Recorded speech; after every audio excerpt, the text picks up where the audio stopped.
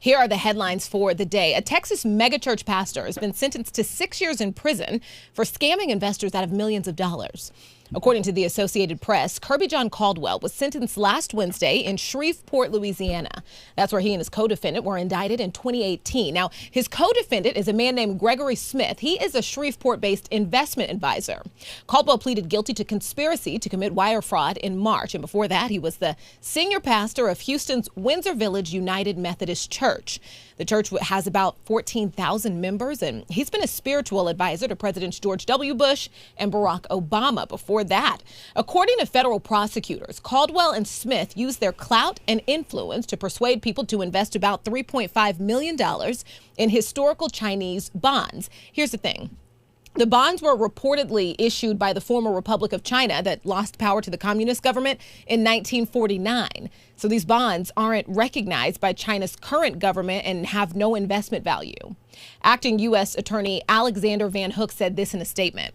Caldwell used his status as the pastor of a megachurch to help convince the many victim investors that they were making a legitimate investment, but instead he took their hard-earned money from them and used it for his own personal gain. According to the Justice Department, Caldwell used about $900,000 he received from the scheme to maintain his lifestyle and pay down credit cards and mortgages. Caldwell has a master's degree from the Wharton School of Business at the University of Pennsylvania. So does Donald Trump. I think he has a Wharton degree. Caldwell also worked in the financial industry. He is set to report to federal prison on June 22nd. I think the most devastating part of this crime for me is that the pastor targeted the elderly. And just to reiterate what the U.S. attorney says, the two men used their positions to trick elderly victims into trusting them.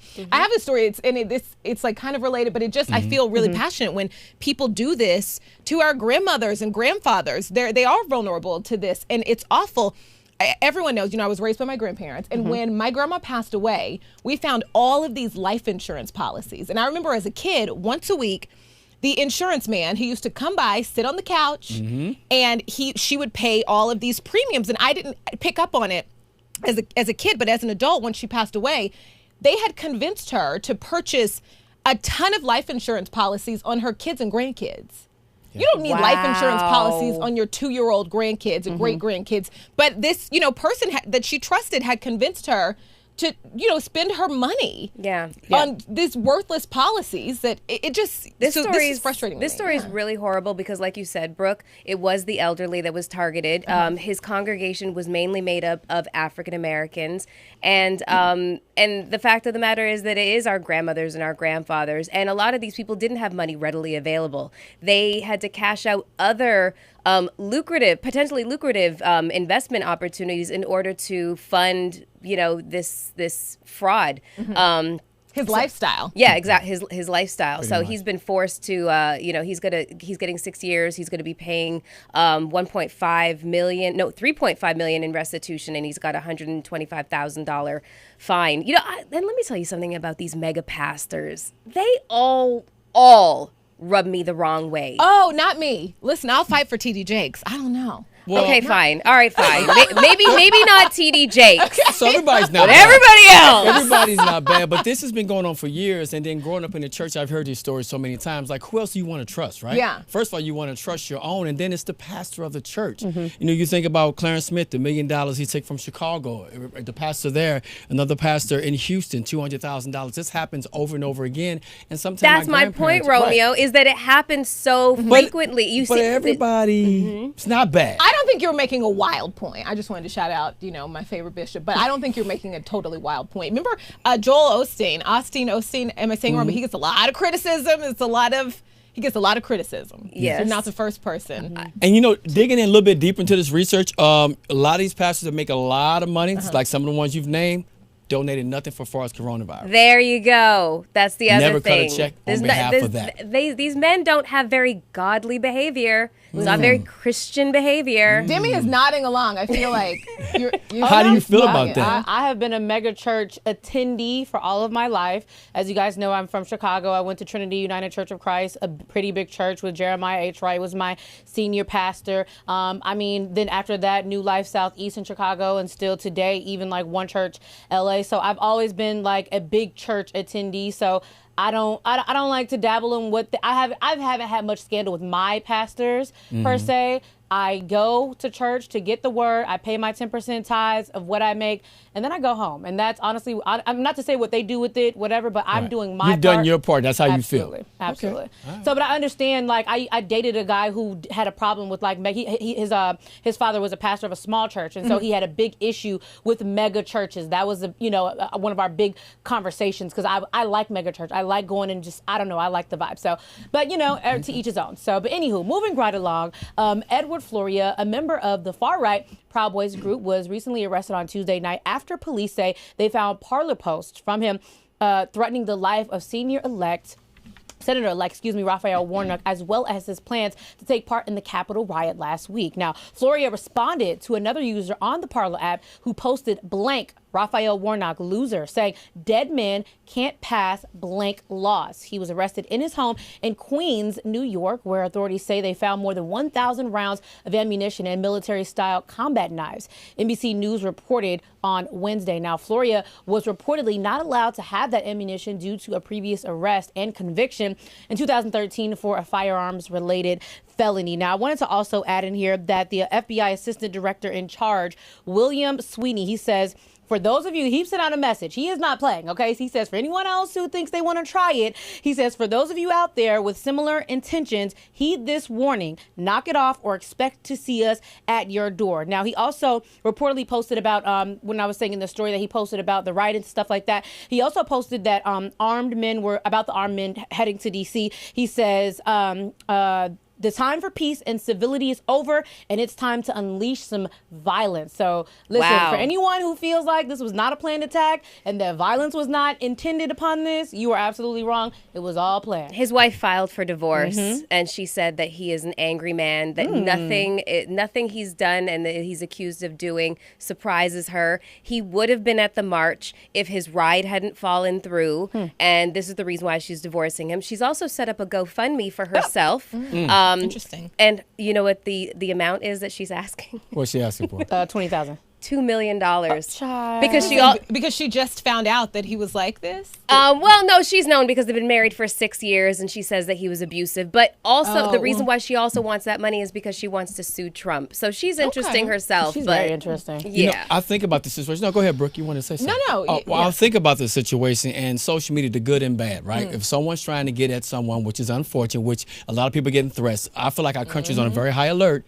Social media allows you to find out where they are, what they're doing. Also, the flip side, it allows you to get people caught up that's out there trying to do wrong, right? So that's why I'm always strong when it comes to social media as a whole. But real quick, I wanted to just still shout out, when I think about Warnock, I think about the WNBA and what they did and how they changed when they started wearing that T-shirt, right? When it said, vote Warnock. He was like, what, only get 9%? As a shot to their boss. Yeah, to their boss for the dream. But he was only getting 9% of the vote at that time.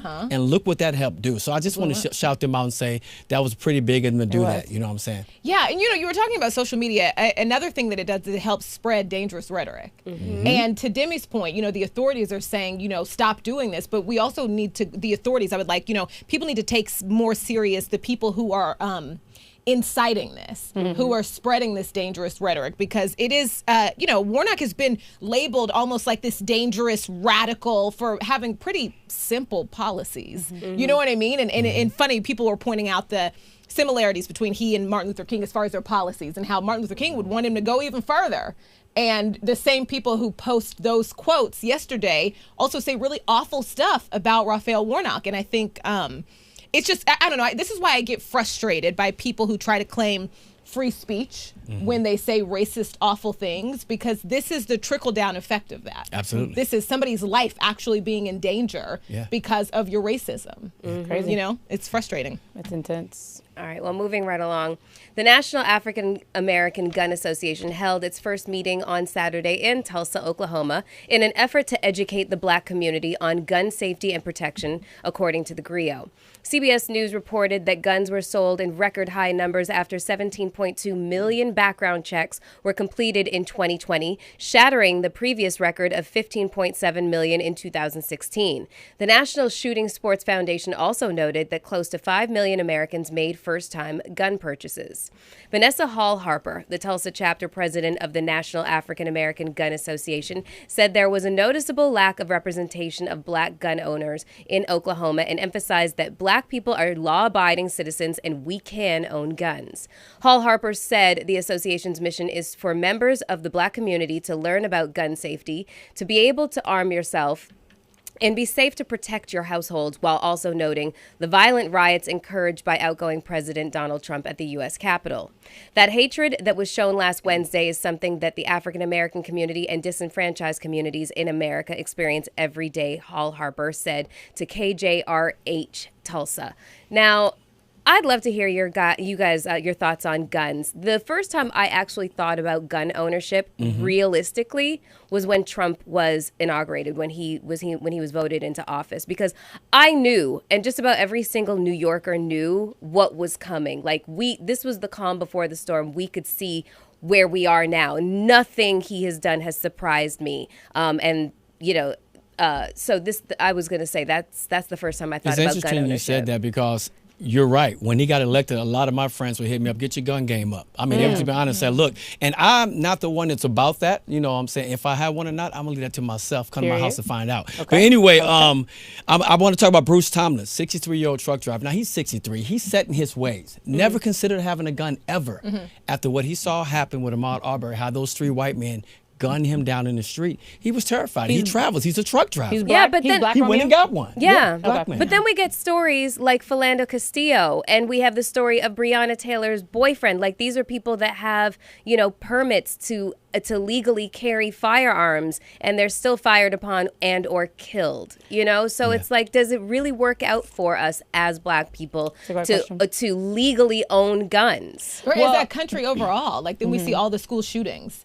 Children who have gotten a hold of their parents, toddlers who shoot their big sister or vice versa. I'm not a fan of guns. I think that there is this mythical belief that people all of a sudden become sharpshooters. And that if somebody is crazy in a crowded movie theater, all of a sudden there's sharpshooters everywhere. And I just, like, it's all wild to me and ridiculous. Now, like, everybody's envisioning like this shootout, like it's the wild, wild west. And I think they do more harm overall than good. I think they make people feel safe, and then I think they also kill hundreds of thousands of innocent people. Give people some sense of power, too. That's true, Brooke. I have major anxiety around guns.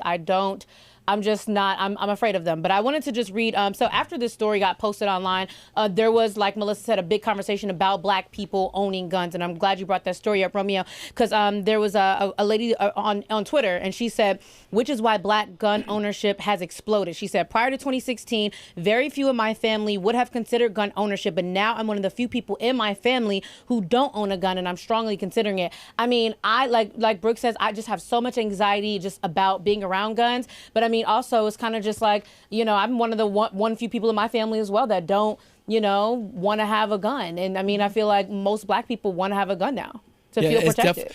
Some people feel it's necessary. When you talked about schools, Brooke, like there was people saying once the city was shut down and the schools were closed, saying, thank God we don't have any school shootings for the first time in years. Like, you think about that, right? So you said one thing the pandemic did, it saved a lot of people's lives in that aspect, although we know Trump's leadership has cost over 400,000 lives. We'll talk about that later with COVID. Sure will. Absolutely, man. So we'll keep you posted on that.